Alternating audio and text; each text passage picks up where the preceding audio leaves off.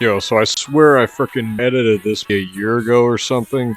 But yeah, so here's the process of how I repaint my scooter every year.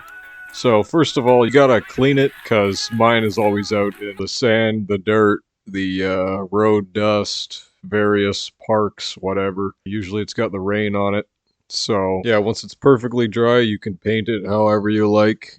I ran out of the nail polish that I usually use for this. If you use one that's a similar color and paint in the cracks, people won't really frickin' notice. You know, it's not like mice are gonna come and criticize your scooter, right? If that's happening to you, you gotta go see somebody.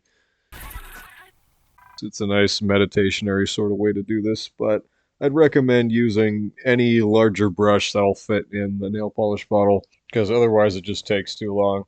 It looks a bit lumpy, but you know, the texture isn't really what people are going to be looking at. It's mostly just the color.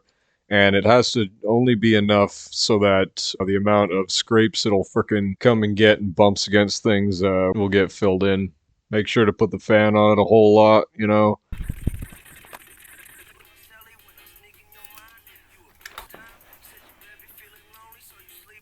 And here's the finished product.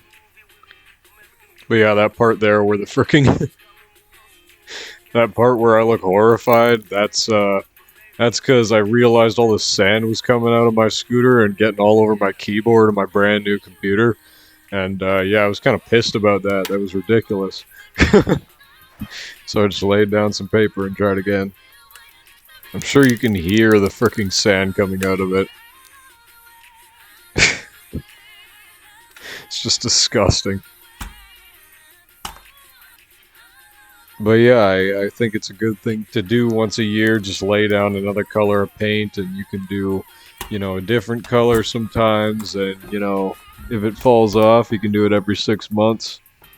But yeah, I bet you were wondering the origin of the stupid fricking sand shaking off the laptop video. That wasn't just me screwing around and pretending there was sand on my keyboard. There was. So yeah, squeak.